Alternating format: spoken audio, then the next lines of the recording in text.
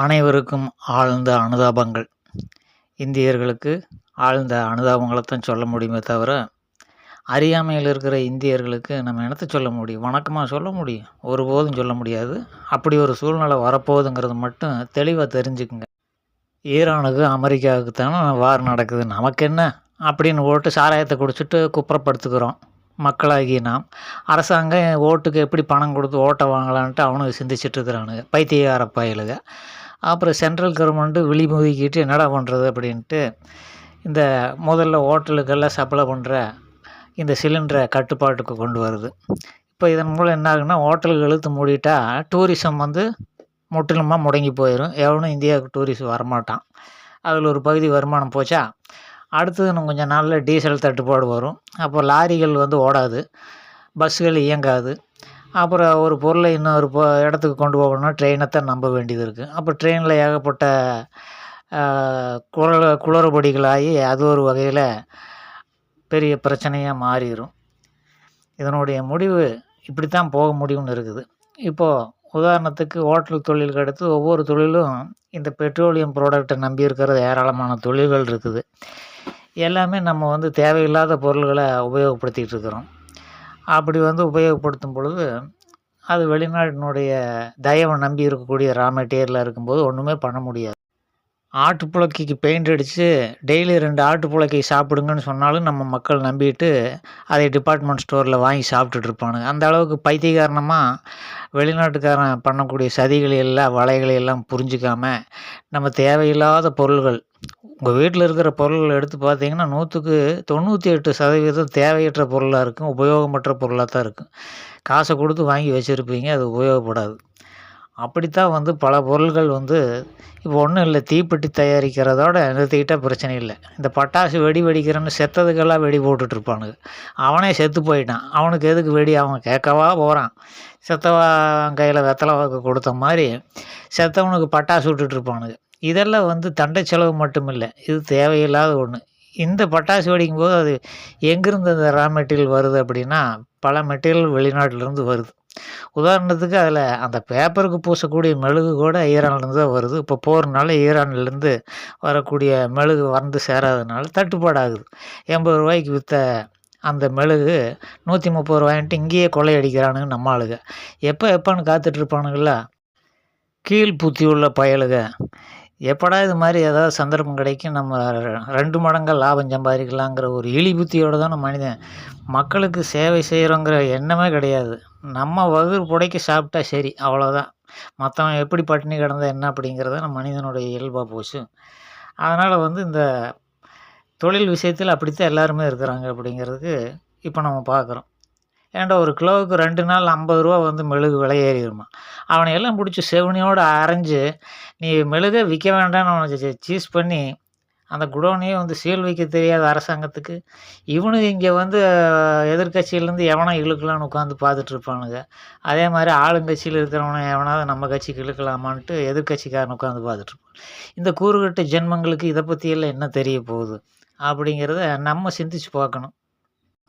அப்படி நம்ம ஆட்களே நம்ம ஆட்களுக்கு எதிரிகளாகவும் ஒரு அறிவில்லாத ஜென்மங்களாக இருந்து நம்ம மனிதர்களுக்கு, நம்ம தமிழ்நாட்டு மக்களுக்கே துரோகத்தை செஞ்சிட்ருக்கும் பொழுது வெளிநாட்டுக்காரன் செய்யாமல் இருப்பானா? இப்போ அமெரிக்காவினுடைய நோக்கம் என்னென்னா, இந்தியா ஒரு அழிக்க முடியாத சக்தியாக வளர்ந்துட்டு வருது. இதை நேரடியால் இனத்தை சொல்லி நம்ம போர் தொடுக்க முடியும். இந்தியா மேலே எந்த ஒரு மண்ணாங்கட்டி விஷயத்தையும் சொல்லி போர் தொடுக்க முடியாது. ஏதாவது இங்கேருந்து அமெரிக்காக்காரனை கொடுமை பண்ணுறாங்களா, இல்லை இங்கேருந்து போய் அமெரிக்காவில் கொண்டு போடுறாங்களா? ஒரு நட்புறவு நாடு, எல்லா நாடுகளோடும் நட்புறவோடு இருந்து ஒரு நல்ல ஒரு வளர்ச்சி அடைந்து வரக்கூடிய இந்தியாவை நேரடியாக எந்த போர் தொடுத்தும் அதை கட்டுப்படுத்த முடியாது. அப்படிங்கும்போது உட்காந்துட்டு சிந்திக்கிறானுங்க. வெள்ளைக்காரங்களுக்கு என்ன, அடுத்தவனை அமுக்கி பிழைக்கிறது தானே பொழப்பாகவே இருக்குது. இங்கே இருக்கிறவங்கள கூட்டிகிட்டு போய் வேலைவாய்ப்பு கொடுக்குறதுனாலும் அவனுக்கெல்லாம் நல்லவன் ஆகிவிட மாட்டாங்க அப்படிங்கிறது புரிஞ்சுக்கணும். அப்போ இந்தியாவினுடைய பெரும்பங்கு அந்த பெட்ரோலியம் ப்ராடக்ட், டீசல் எல்லாம் பெட்ரோல், இது எல்லாம் முழுக்க முழுக்க பெருமடங்கு ஈரானிலிருந்து தான் பர்ச்சேஸ் பண்ணிகிட்ருக்குதுங்கிறது அமெரிக்காவுக்கு தெரியாமையாக இருக்க போகுது. அப்போ ஈரானை முடக்கணும்னா ஆட்டோமேட்டிக்காக இந்தியா முடங்கி போயிடும்.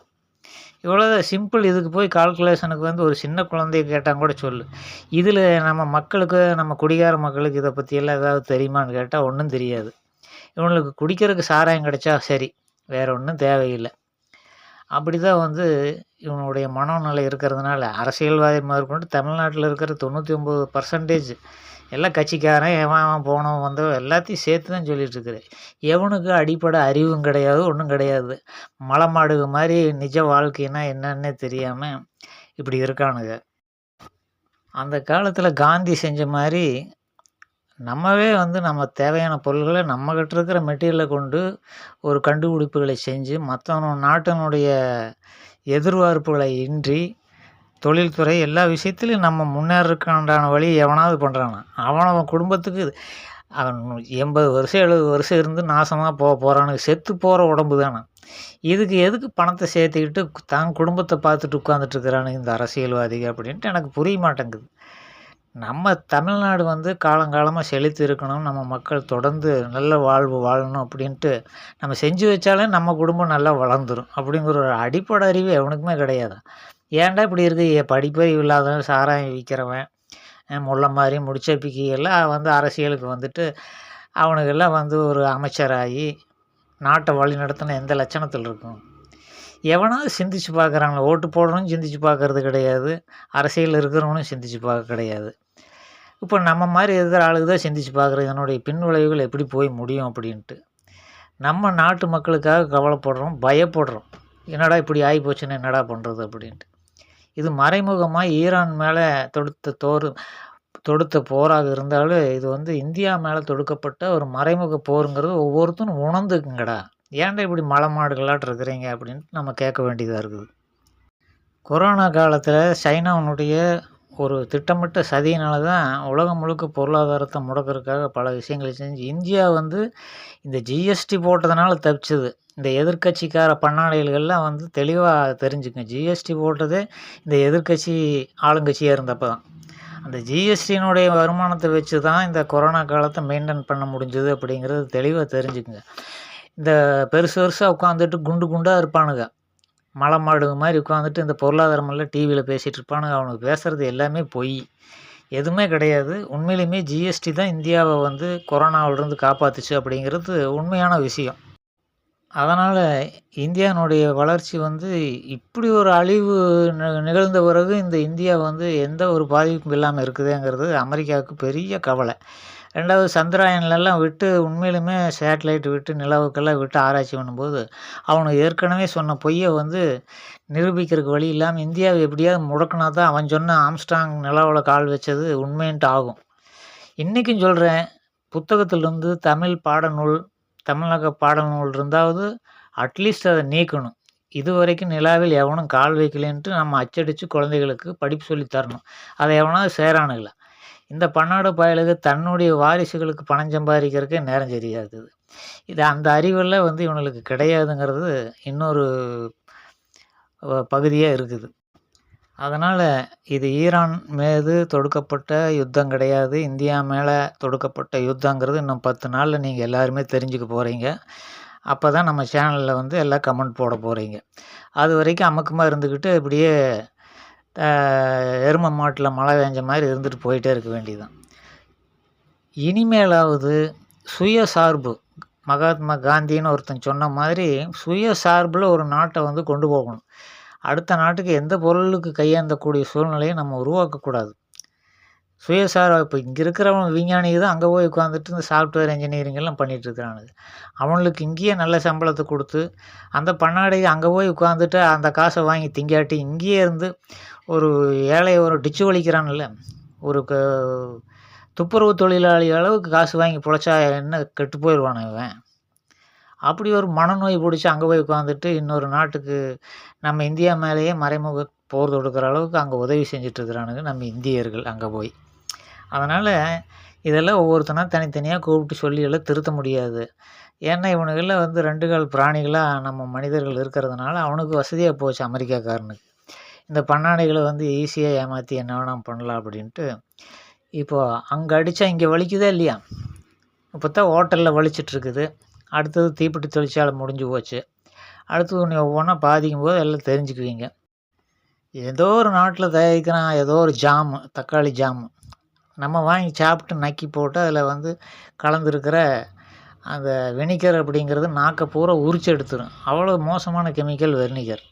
அந்த வெனிகரானது வயிற்றில் அல்சரை உண்டாக்கும், பலவித பிரச்சனைகளை உண்டாக்கும். அதுக்கு அதே கம்பெனிக்காரன் வேறொரு பேரில் மருந்து தயாரித்து வச்சுட்ருப்பான். இதை தின்னு போட்டு டாக்டர்கிட்ட போய் அந்த மருந்தை வாங்கி கொடுக்கணும். கூலிங்காயா பண்ணியிருக்கு. ஆனால் வந்து சரியாகாது. இப்படி வந்து ஒரே கலரில் 2 மாங்காய் அடிக்கிறக்கு அவன் வந்து அதை விற்கிறான்னா அதை வாங்கி பேஸ்ட் மாதிரி பிதுக்கி நக்கி நக்கி தின்னுட்ருப்பானுங்க நம்ம ஊர் பண்ணாடைக. இதெல்லாம் வந்து ஏன் நோயாளிகள் இங்கே இத்தனை ஹாஸ்பிட்டலு கட்டி இவ்வளோ பேர் வந்து திரியிறானுங்க அப்படின்னா இது போன்ற அறியாமையினால தான். டவுசரை போட்டுக்க வேண்டியது நான் ஃபாரின் நினச்சிக்க வேண்டியது. மயிலாக இருந்தால் தான் அழகாக இருக்கும். வான்கோழி மயில் மாதிரி நினச்சிட்டு நடந்தால் எப்படி இருக்கும்? அப்புறம் நீ கேஸ் சிலிண்டர் தட்டுப்பாடு வந்து நீ பிளாக்கில் கிடைக்குமான்னு போட்டு பண்ணாடைக மாதிரி அலைவானுங்க. அப்படி உங்களை சாப்பிட சொல்லுதாடா அப்படின்ட்டு கன்னத்தோடு செவனியோடு 2 அரை கூப்பிட்டு கேட்கணும், இதுக்கு முன்னாடி என்னடா பண்ணிகிட்டு இருந்தீங்க அப்படின்ட்டு. இதே சேனலில் 500 வீடியோ சமையல் பண்ணி எதில் கறி அடுப்பு கருங்கல் சட்டி அப்படின்னு விட்டு அந்த சேனலில் தான் இது இருந்தது. இந்த சேனல் 500 விதமான ரெசிபிகளை வந்து கறி அடுப்பில் எப்படி செய்யலான்னு போட்டிருந்தோம். ஒரு பண்ணாடையும் பார்க்கல. இவனுங்களுக்கெல்லாம் வந்து ஹோட்டலில் வாங்கி இந்த பார்சல் வாங்கி எடுப்பு சாப்பாடாக இருக்கிறதுனால நம்ம செய்கிறதில்லன்ட்டு எல்லா வீடியோக்களையும் நான் வந்து டெலீட் பண்ணிவிட்டு இப்போ இந்த மாதிரி புத்தி சொல்கிற வீடியோவாக மாற்றி போட்டுட்ருக்குறேன். கறி அடுப்பில் சமைக்கும்போது அப்படி ஒரு டேஸ்ட்டு, செலவும் கம்மி. இன்றைக்கும் வந்து அதை ஃபாலோ பண்ணிட்டு தான் இருக்கிறோம். இதெல்லாம் நம்ம புத்திமதி சொல்லி ஒருத்தனும் கேட்குற மாதிரி இல்லை. 3 பேர் 5 பேர் பார்த்துருப்பாங்க. அதுவும் வந்து வேண்டா வெறுப்பாக பார்த்து ஸ்கிப் பண்ணி விட்ருவாங்க. இப்போ வந்து கறி அடுப்பு வாங்கி சமைச்சு சாப்பிட்டு தானே ஆகணும். கட்டாயம் காலத்தின் கட்டாயம் ஆகி போச்சு பார்த்தீங்களா? இப்படி வந்து சுயசார்பில் நம்ம எல்லோரும் இந்தியாவில் தமிழ்நாட்டில் சிறப்பாக செயல்படுத்த முடியும். ஆனால் என்னென்னா நமக்கு அதெல்லாம் பிடிக்காது. அடுத்தவனுக்கு வந்து காலை வருடி அவனை எதிர்பார்த்து அவன் கையை எதிர்பார்த்து இனி அடுத்தது அந்த பயிர் நெல்லுக்கு கூட அவங்ககிட்ட கையேந்திட்டு நிற்கிற நிலைமை கொண்டு வந்து விட்டுருவானுங்க அறியாமையினால். ஏன்னா அரசு நடத்துகிறவங்களுக்கு இதை பற்றி எந்த ஒரு புரிதலும் கிடையாது, அறிவே கிடையாது. முதல்ல எல்லா அறிவும் இருக்கிறவங்க தான் ஒரு முதலமைச்சராக வரணும். இப்போ 2 பொண்டாட்டி 3 பொண்டாட்டின்னு போட்டு இந்த தகராறுலாம் இப்போ வெளியே வந்துட்டுருக்குது. இவனுங்கெல்லாம் முதலமைச்சராகி என்னத்தை செய்ய போகிறானுங்கன்ட்டு மக்கள் தான் சிந்திச்சு பார்க்கணும். சரி, இதுக்கெல்லாம் என்ன வழிங்கிறது அடுத்த வீடியோவில் ஒரு லிஸ்ட்டு போட்டு நான் தெளிவாக வந்து சுயசார்புனா என்னங்கிறத விளக்கி ஒரு வீடியோவாக நான் உங்களுக்கு கொடுக்குறேன். அது வரைக்கும் சாப்பாட்டுக்கெல்லாம் பஞ்சம் வராமல் இருக்க போகுதா என்னன்னு தெரியல. அடுத்த வீடியோவில் சந்திப்போம்.